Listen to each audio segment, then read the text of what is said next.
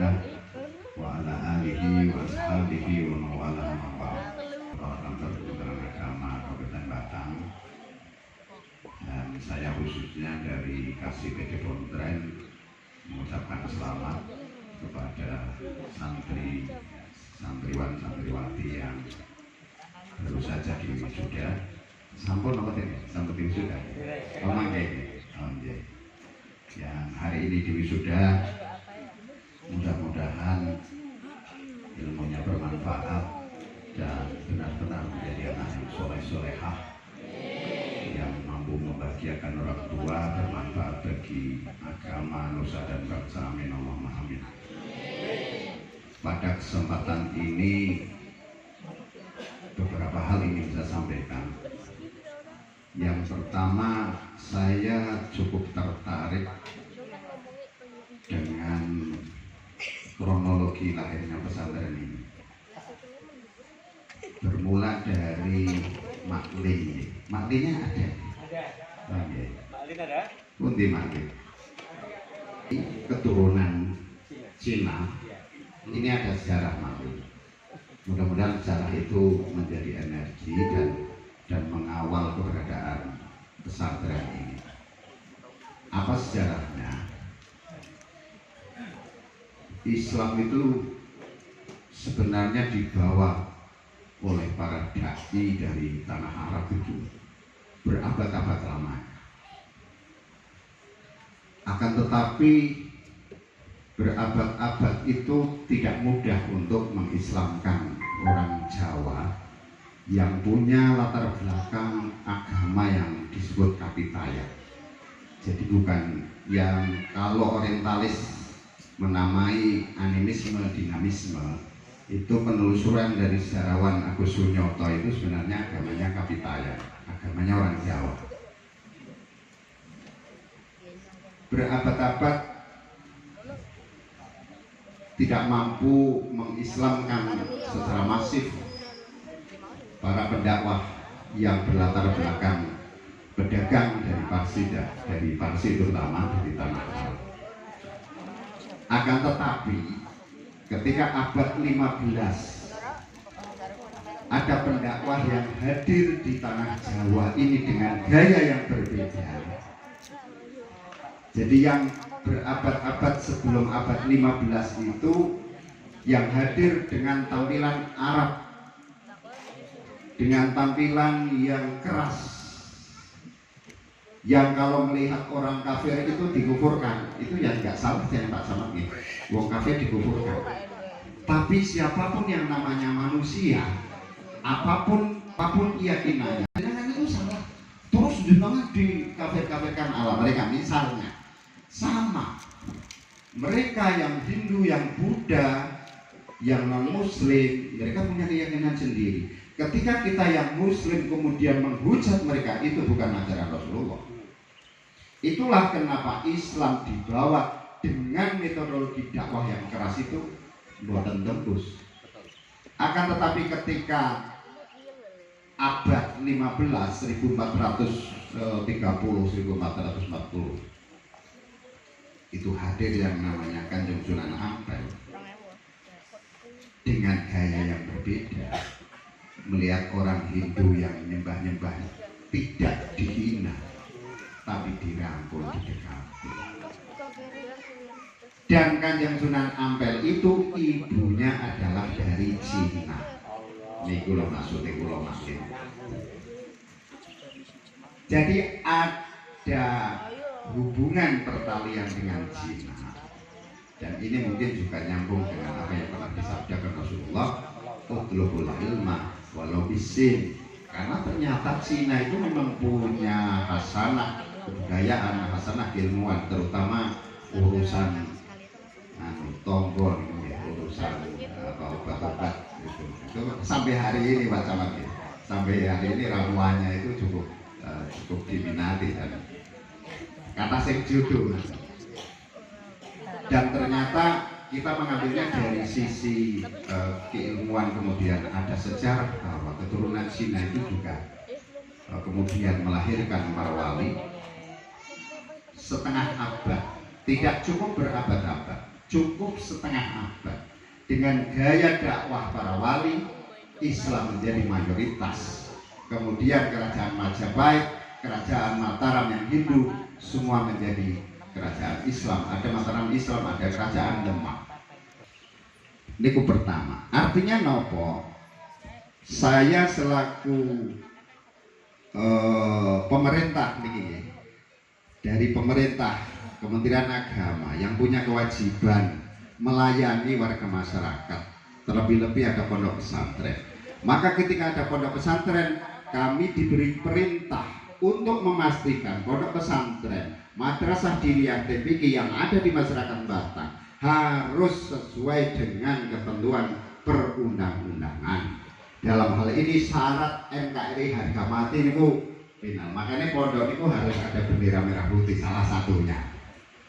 Jadi melihat sejarah itu kami berharap, Pak Ustadz, kami berharap, saya tertarik bahwa ada desain manajemen modern di sini.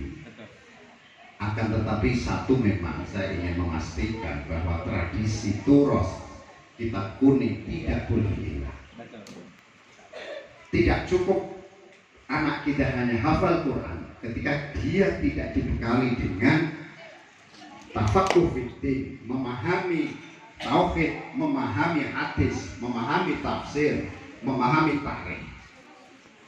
Kalau hanya Al-Qur'an, karena wonten sanate zaman Rasulullah itu pun wonten, dan Rasulullah pernah memperingatkan kepada para sahabat, karena ada salah satu sahabat yang itu sebenarnya keturunan Yahudi yang bernama Ibnu Muljam, satu-satunya orang yang berani memprotes kepada kanjeng Nabi itu diantaranya itu. Dan ketika Ibnu Muljam ini protes soal pembagian setelah perang itu ada harta rampasan. Nah, ghanimah, harta rampasan itu kan dibagi. Lah kanjeng Nabi itu nek bagi harta rampasan, yang sahabat dekat beliau dikasih lebih sedikit. Tapi sing sahabat berarti sahabat Ansor yang dari Madinah. Tapi sahabat yang Muhajirin yang dari Mekah yang mayoritas mu'alaf diberi lebih banyak. Nah, menurut jenengan adil pun. Sing bolo awit cilik sing berjuang yang dunia sithik. Tapi sing kanca anyar lagi baru Islam dunia akeh. Nah, menurut pikiran sederhana kula jenengan adil napa mboten? Mboten. Mboten nggih. Tapi kanjeng Nabi bukan manusia biasa, mboten kados kula jenengan yang hitung-hitungane matematika. Sing 10 tahun wis ngabdi kudune yo luwih akeh timbang. Ini urusan risalah. Dan itu memang tanda tanya. Sahabat sebenarnya tanda tanya, tapi nggak ada yang berani protes. Ada satu yang namanya Ibnu Muljam yang protes. Adilah ya Rasulullah. Oh itu Sayyidina Umar langsung pamit kanjeng Nabi, izinkan saya memenggal laharnya ya Rasulullah. Ora usah.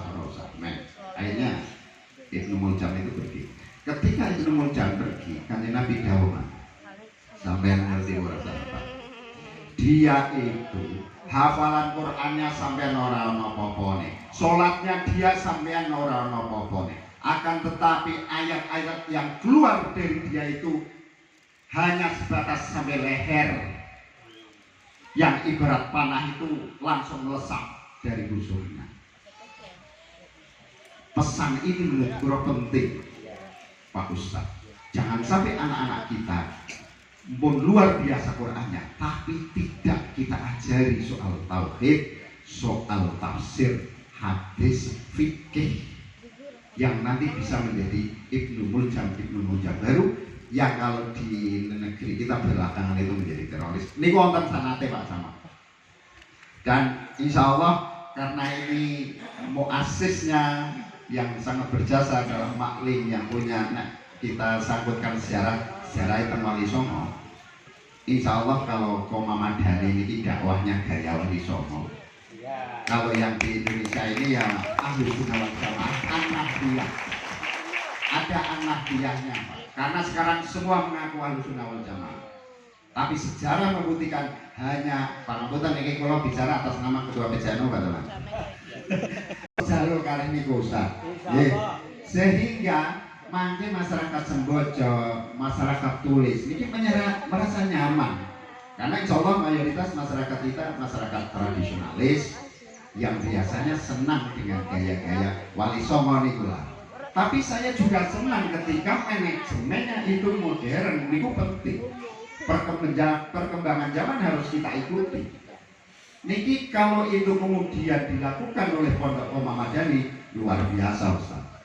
Jadi manajemennya modern, tapi konten kurikulumnya, kitab-kitabnya Ahlussunnah wal Jamaah Ahmadiyah. Insya Allah saya yakin masyarakat Tulis mendukung 100%. Tapi makanya tak cek, oh kitab-kitabnya kok betul ya. Yang juga masyarakat biasanya susah menerima.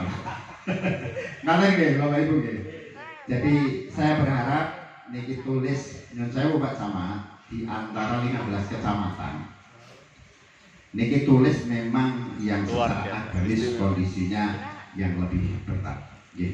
Ini kan uang media kita keluarga, dan itu saya selaku dari Kementerian Agama senang ketika di sini tumbuh pondok pesantren. Akan tetapi tadi pondok pesantren yang memang pemerintah dalam hari ini tidak kompromi. Pondok pesantren itu penting sekali, tapi jangan sampai pondok pesantren yang kemudian malah bertentangan dengan apa yang menjadi tradisi di masyarakat.